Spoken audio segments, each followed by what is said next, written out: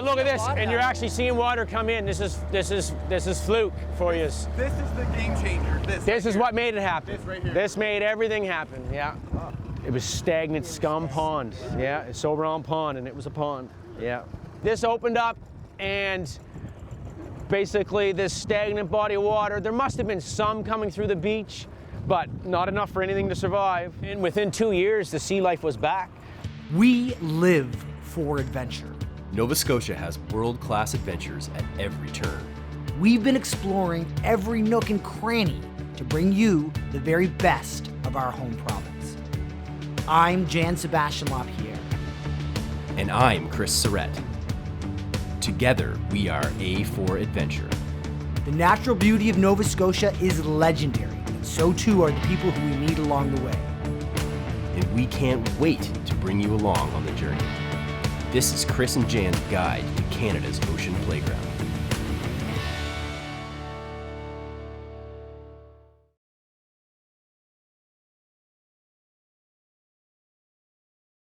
We're up here on the eastern shore of Nova Scotia and in the midst of the 100 Wild Islands, which is a very amazing place to be. And today we're going looking for our own food. Foraging. I'm excited to learn a lot, and man, we have no other food with us, so I'm hoping we find something to eat. And I'm hungry, so it's time to get going. I'm very hungry. Let's go find some food. Woo! The eastern shore of Nova Scotia is, without question, one of the best hidden gems we have in the province. Untouched beaches, unspoiled, beautiful wilderness, and really just an hour outside of Halifax. It's got everything, but the best part is we're largely going to enjoy it entirely on our own. I agree more, and I mean, what an amazing place to bring a chef to go into, you know, forage the land and forage the sea to create this incredible experience, an incredible meal. I'm so excited to be here. I can't wait to see what happens. And I'm a big fan of oysters.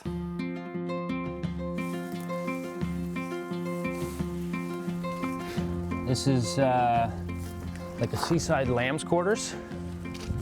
It's kind of like Swiss chard, spinachy flavor. Okay. So there's lots of this. If you've ever seen lamb's quarters, it looks pretty much identical to this. But, you know, it grows by the ocean, and it's just naturally, you know, a little bit salty, but very green. Some more beach peas over here. It's like a seaside beach pea. You look at it, Yeah. and you see what's in the garden, and they're, you know, insanely close. Would this be really good for salads and stuff, would it? Oh yeah, Yeah? yeah. Well, it tastes like peas. It's like a really... It's like a green bean. Yeah, like a green bean. It's a green Yeah. bean. It's really cool. Yeah. So this is like a wood sorrel, so it's very lemony, citrusy. It's really good. It's amazing how much stuff you can actually just eat right off the land. Yeah, you know, I think we're pretty ignorant to how much amazing food exists right in front of you. There's oysters. Oh, and a fish. So these ones are actually harvested on the surface, Yeah. whereas a lot are harvested, like, they're buried. You have to like dig for them and stuff. So there's definitely a different kind of flavor profile. I find these a little bit more salty, which is better in my mind. Yeah, a little mineral. The ones that come out of here are usually a little on the smaller side. Yeah. More potent flavor. You get the deeper oysters and they're huge. It's like the size of a shoe sometimes, and it's just real rubbery. yeah, big time. They're massive. You'll notice with these is that because they're from the surface, you have the waves going over them all the time, so they're very uniform. You know, because the waves shape them like rocks. So they're like smooth, kind of? Like... They're very smooth, and they all look, you know, generally the same. And these are just beautiful, very briny. Chowder to like breathing. Yeah, chowder the oyster How dog. is this not happening already? Being able to walk directly into the water, grab an oyster, and eat it right there is simply one of the best things about the Eastern Shore. And lucky for us, we have Trevor here. This is his backyard, his oyster farm. He's gonna show us around, and I'm pretty excited about that.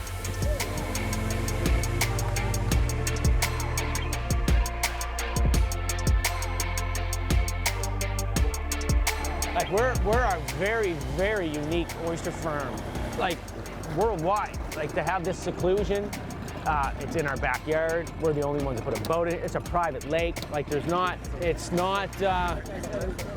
yeah. Completely. It's like buried treasure in your backyard. Pretty much, yeah. Oh, look at this, and you're actually seeing water come in. This is fluke for you. This is the game changer. This is what made it happen. This right here. This made everything happen, yeah. It was stagnant scum pond, yeah. It's Sober Island pond, and it was a pond, yeah. This opened up, and basically this stagnant body of water, there must have been some coming through the beach, but not enough for anything to survive. And within 2 years, the sea life was back. Franklin's catching perch out of there like that. But right now, you're seeing the water come in, which is not too many people get to see that. I'd say our goal is a 5-year oyster, 3-inch, 2-inch wide, and like 1.5 inches fat. They're perfect oysters, a nice teardrop-shaped oyster. It's always a perfect day whenever you get to spend it on the ocean, and learning the process about how these oysters are grown was super interesting. It makes me extra hungry. Yeah, Trevor really knows his stuff, and I'm really excited to get back on shore and cook these things up.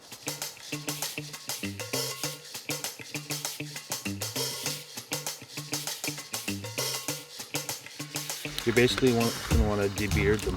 Okay. So these little beards like a here. little- Then we'll do the seawater, and then we'll do the wood sorrel, the beach peas.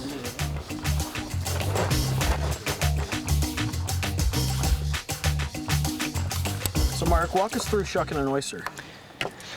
All right, well, there's 2 ways to do it.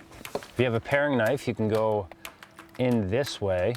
You know, you want a really fine tip.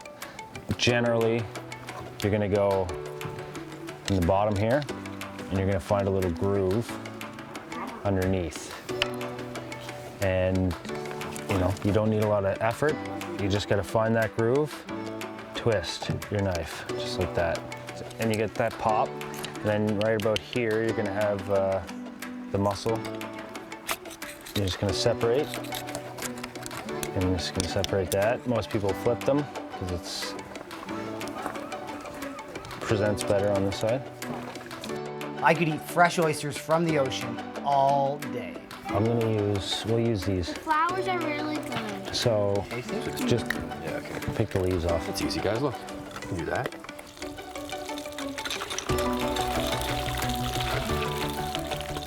So we're gonna put this wood sorrel in. It's very citrusy, a little acidic. It'll give it that lemony flavor, you know, lemon white wine. And then finish it with the flowers from the same plant.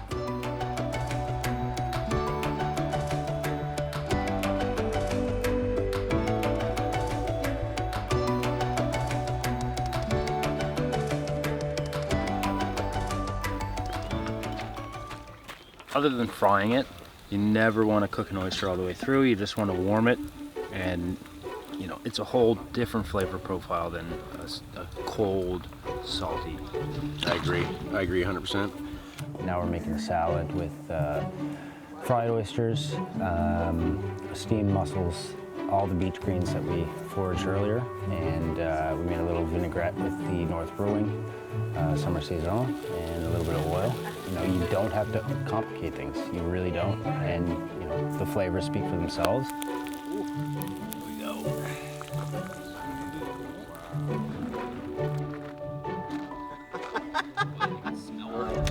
Let's have a little quick toast to the chef, shall we? Yes. Yeah, and to this amazing place that we're in right now. Absolutely. Yeah, Trevor. Thank you, everybody. Yep. It's a pleasure, guys. Michelle and the family. Trevor, It is. Mark, It's a pleasure. George. Thanks, Mark. Thank you guys very much. Oh, what? Yeah, come on. No, that's not right. Being out here, eating stuff that's on this property, everything came from, you know, 50-meter radius. It's amazing. Okay, so I've had oysters now, I'm gonna say at least in 8 different countries. And of all the countries that I've had oysters, this is singularly the best one I've ever had. Wow. It's really hard to explain just how incredible this meal has been. I mean, being able to reach onto the ground, around the shore, into the sea, and pull the freshest ingredients makes for one of the best meals I think I've ever had. Being able to do it this way, eating it so fresh, cooking it right away, you know, that beats a 5-star restaurant any day. This is around. Anybody can do this. What we did today is accessible to everybody. Yep. And everybody should, you know, and get to enjoy, whether it's this coastline or New Brunswick's coastline or wherever, everybody can do this and have a very memorable you know, summer moment. Like we just did. Yeah. Totally agree.